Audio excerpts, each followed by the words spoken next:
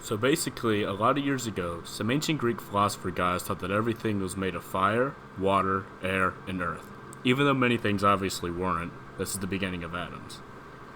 A man named Democritus said that all matter was made of invisible particles, naming these invisible particles atmos. He theorized that these atmos cannot be created or destroyed in any way.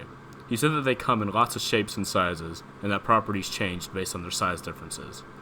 Later, however, the great philosopher Aristotle rejected Democritus's atmos theory, and so the whole theory was rejected. Alright, so now it's the 19th century, and we have the scientist named Dalton. He agreed with many things presented in Democritus's atmos theory, and he began much of our current atomic theory. Dalton theorized that all matter was made of small particles called atoms, and that they can't be created or destroyed. Also, he said that atoms could combine in whole number ratios to create compounds, among other things. Now, later in the century in 1897, scientist J.J. Thompson discovered the electron. How did he do it? He did it by using the cathode ray tubes and proving that cathode rays were negatively charged. From Thompson's newly discovered electrons, he created the plum pudding model. The model showed that the electrons are evenly distributed in a positively charged area. So, how do we know the charge of an electron? We know it from Robert Millikan. He used the oil drop experiment to prove it was negatively charged.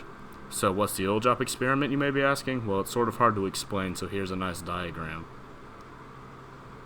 Now we have the electrons, but what about the nucleus? Well, we have Mr. Ernest Ruther to thank for the nucleus discovery. He did it by using the gold foil experiment. What's the experiment? Once again, it's hard to explain, and I don't want to butcher it, so here's a lovely diagram. Now it's 1913, and we have a scientist by the name of Niels Bohr.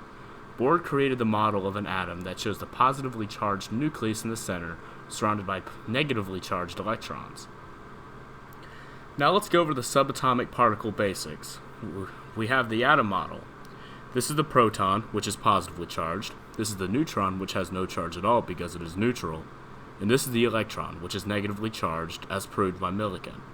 And remember, inside the nucleus are the protons and neutrons, while outside the nucleus are the electrons. Alright, thanks, bye.